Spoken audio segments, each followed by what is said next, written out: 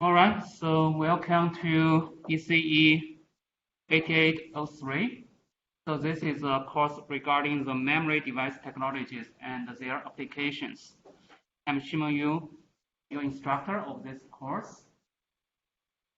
So first of all, I'd like to have some discussions on some logistic issues of this course. So this is section 0, so just some administrative issues I'd like to discuss beginning the first class. First of all, I'd like to share the few slides from the ECE school. So this is the guideline for the fall 2021 tech moving forward. So this is the suggested guideline for our safety. And as I sent you the email earlier, so the masks, face coverings are strongly recommended within all the campus facilities, especially in indoor facilities. All faculty, staff, students are strongly encouraged to receive the vaccines. So if you have not done so, please go ahead and schedule some appointments with the STEM health services. And also, you are encouraged to take the testing regularly on campus. And for more details, you can refer to those links here. So basically, to summarize, the masks are strongly recommended for everyone inside the classroom. And this is a quote from our president, Pereira, from his Twitter account. So basically, the 3 points, as we just discussed: vaccination, wear mask, and test regularly. Here are more details for the COVID-19 resources. You are encouraged to refer to those links. All right, so then let's move to the administrative details. So this is a 3 credits graduate level course on the memory device and technology.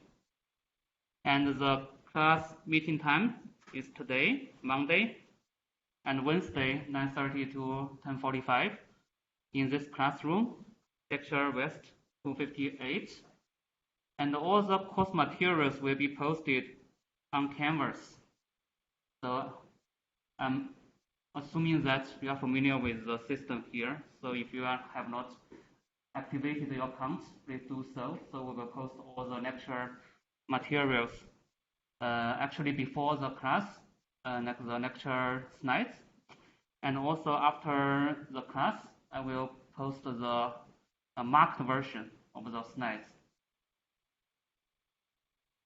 And here, the synchronous online lecture. So basically, as you see, we are recording right now. So in case someone is unable to attend the class in person, then you can also join the lecture from this BlueJeans link. Let's say if anyone there, no.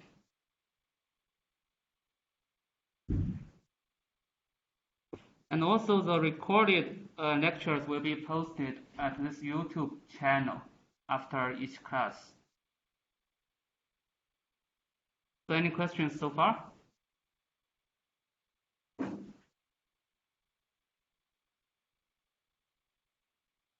All right, so then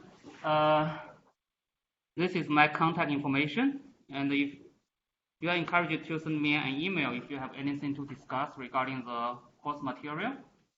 And the office hour will be virtual at the BlueJeans, the same link, and it's Friday 9 to 10 a.m.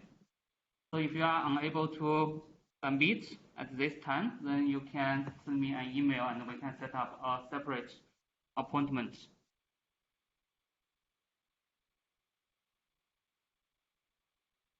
All right, so this is something about myself. And I got my PhD degree from Stanford back in 2013. And then I spent a few years at Arizona State University as assistant professor. And since 2018, I moved to here, Georgia Tech. And this is my third time to offer this memory course. And my research interest in our lab is listed here. So mostly the semiconductor devices, particularly the non-volatile memory, which is, of course, the content of this course. And also we are doing the circuit device interaction, like the circuit design, chip design regarding the memories, and also the design automation about the VLSI system. And we are also working on some application-driven research, for example, the neuromorphic computing and deep learning accelerators using those memories. And we will briefly touch upon those few points towards the end of the semester on those cutting-edge research topics. But before that, we will start from the basics.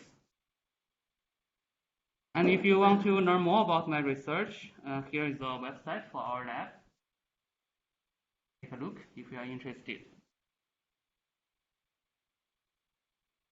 All right, so the course objectives as part of the course. So we are going to learn the knowledge to analyze the operations of a single memory fit cell and their related stability, variability, and reliability issues, and then apply those to the array level operations with the peripheral circuits with appropriate timing and biases. And then finally, we want to understand the scaling trend of those memory technologies from the industry's perspective. So here we are going to also introduce some of the emerging technologies that the industry is working on these days under the R&D, and probably they will change the landscape of the memory industry in the future. So we want you to get prepared for what's coming up in the industry. So we will emphasize a lot of cutting-edge technology-driven content in this course, and the industry perspective is highly emphasized in this course. And you are also encouraged to read the literature as part of the learning processes. So in some of the homework we assign, then you will be assigned to read some of the related papers to understand the trend of the memory technologies. Any questions so far?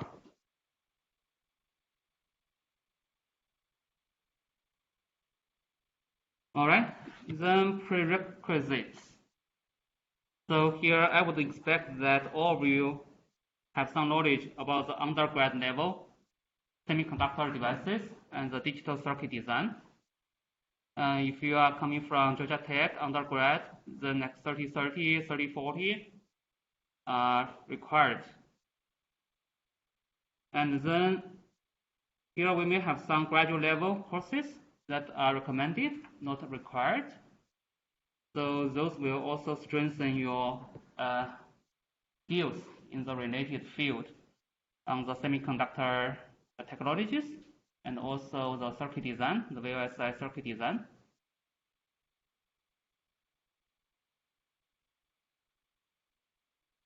And then here we don't have the official textbook. Here are some potential references. So I'm still trying to write a textbook for this course, and this is not done yet.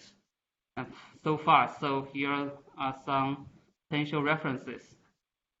So the most important material will be the lecture slides and the notes, the marked version of the lecture slides. Those are the most important resource for this course. And here I borrow some of the slides from other courses, from other institutions.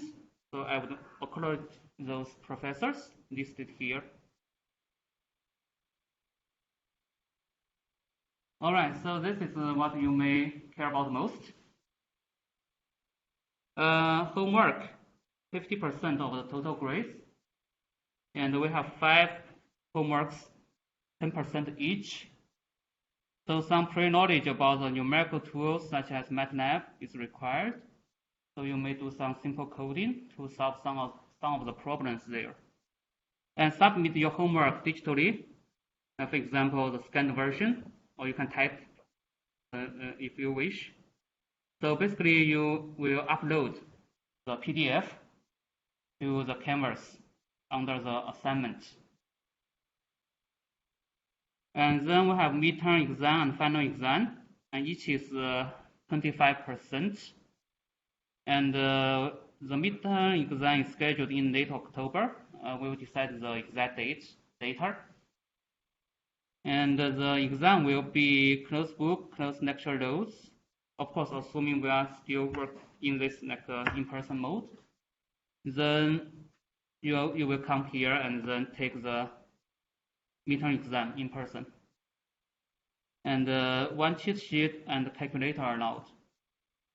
So you can prepare some equations or something on one paper, and then you can carry that with you. And also you need a calculator for the exams. And similarly for the final exam. Final exam will be in the final exam period at the time which is assigned by the system. And the final letter grade will be based on a curve using all the graded components. And in the syllabus, I have a guided a gradient distribution. You can take a look. But we will, of course, adjust that depending on the performance of the whole class. So any questions here?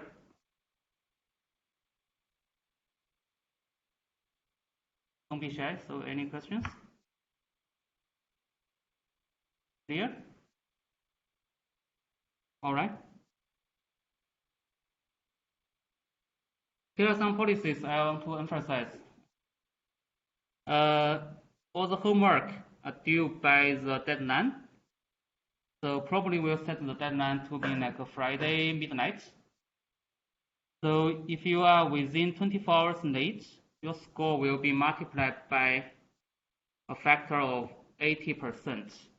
So let's say if you are like 12 hours late, that's within 24 hours late, then we will accept that, but your score will be multiplied by this penalty factor. And if it's between 24 hours to 48 hours, then score will be multiplied by 50%.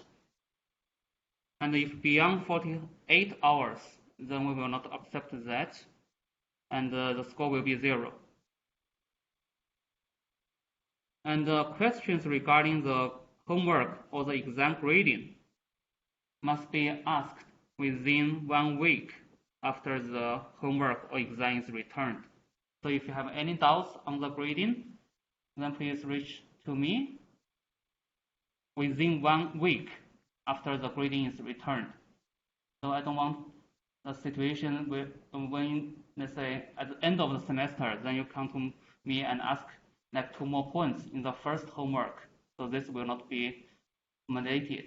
So if you have any doubts, then reach out to me as soon as possible. And then our syllabus has other policies regarding the academic integrity optimizations for students with disability, absence in religious observations, and medical emergency, and student-faculty expectation agreement. So those are the standard policies across the institute. So you can find that in the syllabus.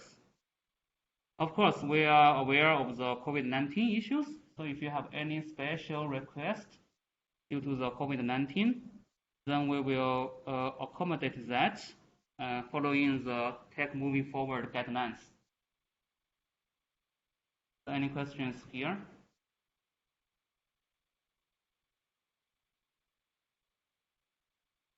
All right. So here are the topics to be covered in this course.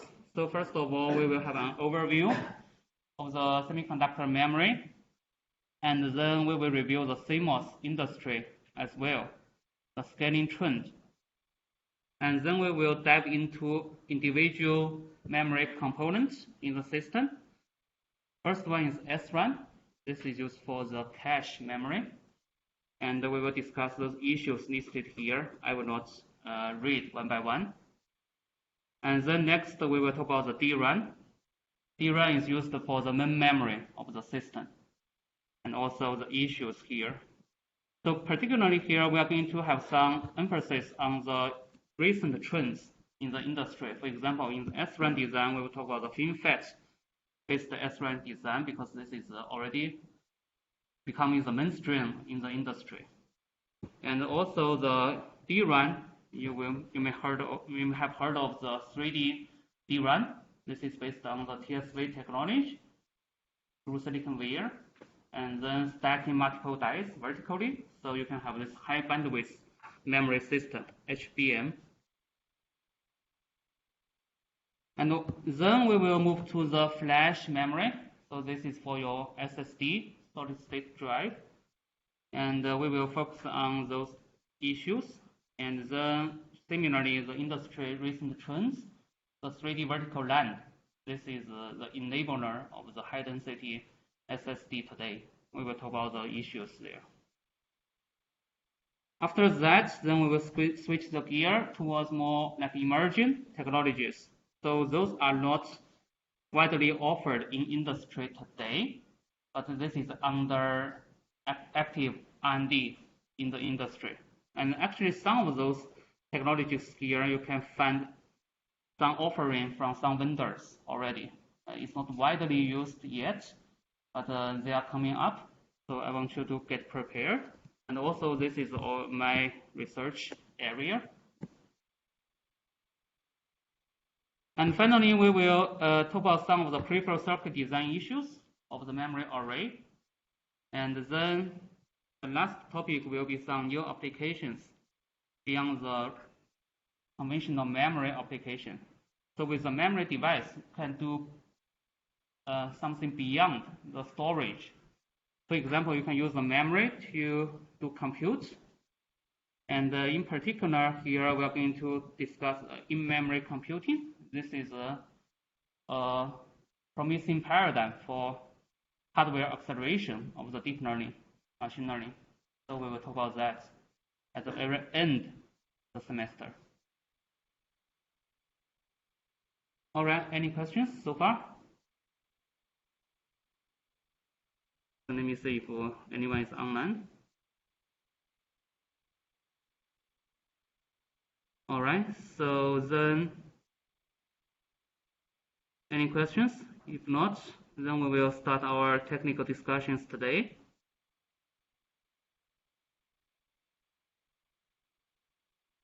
Let me stop